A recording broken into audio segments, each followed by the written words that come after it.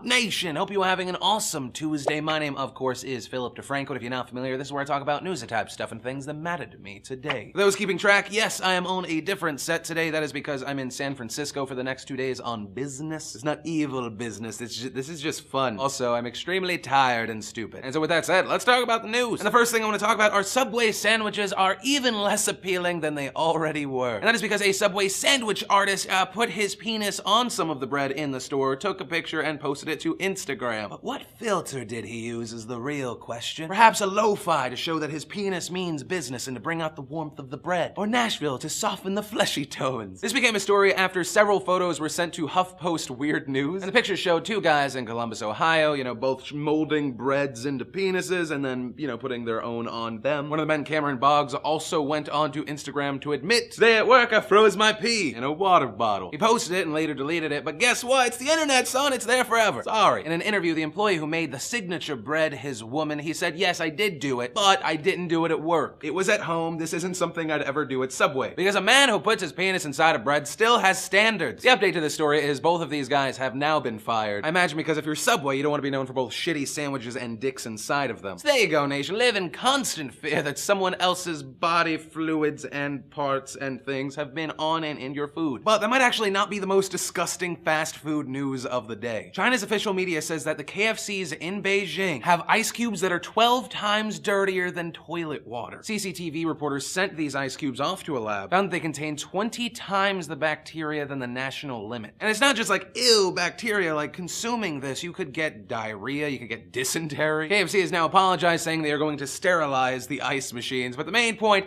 what is going into your body? You will never know. But know that a good portion of the time, it's gonna be disgusting. Then in People Are Awesome news, we jump to Japan, where a woman in her 30s slipped between the 8-inch crack between the platform and the train. 40 people joined forces with the officials to push the train, which is a suspension system that allows it to lean to the other side, away from the platform so the woman could be pulled out and saved. The woman was unharmed thanks to all these people, and I just love this picture of people joining together, because also you'll notice in the picture, not a damn cell phone is out, and anywhere else you would see that. 1 second, you're about to die, I gotta take this picture and sell it to the New York Post so they can put up a terrible headline. Then in People Are Kinda Shitty news, a middle-aged woman was found naked in her hallway, her head stuck in a staircase handrail. And it seems the way the story played out is this woman was with her boyfriend, I'm hoping now ex-boyfriend. They were trying to spice up their relationship by having sex on the stairs, like you do. During this act, the 46-year-old woman's head got stuck, and it seems her boyfriend just left. A neighbor called police to help out because they were like, I don't know how to...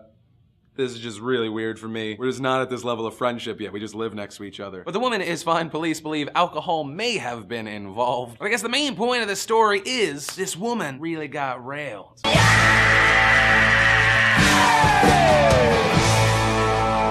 And from there we jump to our lovely lady of the day, Helga Love Kitty, or Love Katie, I don't know. In fact, all I know is she is a model from Mother Russia, and that this is probably terrible Russian accent, but still probably better than fake FPS Russia accent. My friends, I mean no disrespect by this, we go back to Helga, who is a fan of my two favorite kinds of clothing, tight and no. From what I can see, she's relatively unknown in the United States, so I'm very excited to share her and her Instagram, so if you want to see a Sexy Time gallery, link to that down below. It are a good time. Then let's talk about porn and Prime Minister Cameron. I reported yesterday that porn will be blocked / there will be family filters that are mandatory to opt out of in the UK. But it's an obvious censorship issue that myself and many others have criticized him for. What's interesting is in an interview after all this criticism came out, it even seems like Cameron's not sure what the hell's happening. He said he did not believe written pornography, such as erotic novel 50 Shades of Grey, would be blocked under the plan. So you're still gonna have your fan fiction, use that imagination when you masturbate. And when asked if the opt-in system would make it so that a husband would have to fess up to his wife that, I look at porn, he finally said, yes, it does. Adding, I'm not saying we've thought of everything and there will be many problems down the line as we deal with this, but we're trying to crunch through these problems and work out what you can do and can't do. And as far as Cameron's whole spiel that we're doing it for the children, even the former head of child exploitation and online protection center, Jim Gamble, said Cameron's plan to tackle child abuse images by removing results from search engines like Google would be laughed at by pedophiles. There are 50,000 predators downloading abusive images on peer-to-peer, not from Google. Yet, from CEOP intelligence, only 192 of them were arrested last year. That's simply not good enough. Cameron and the like really need to understand that if these filters go into place, all it's gonna do,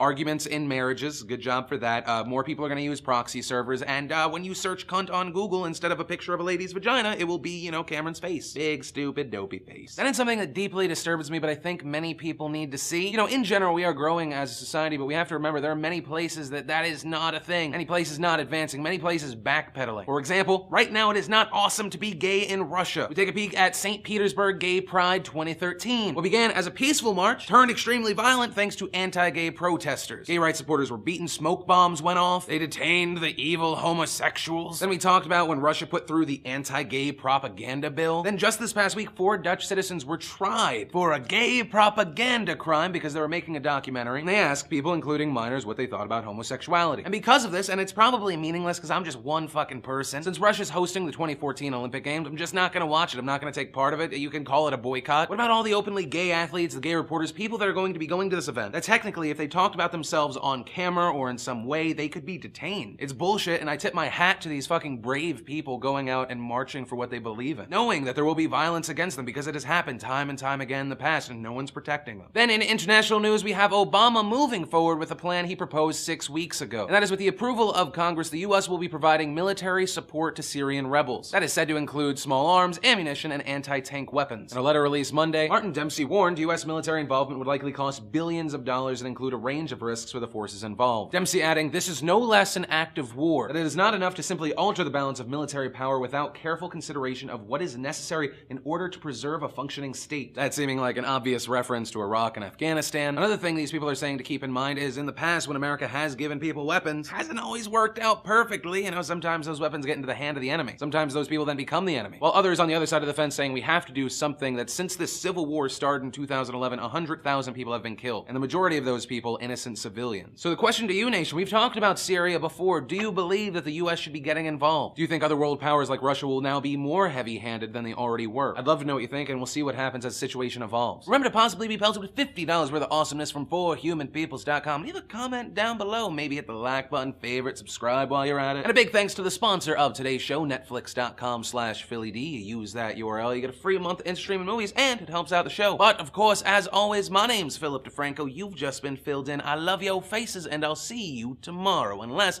you can die from insomnia, which I think is a real thing.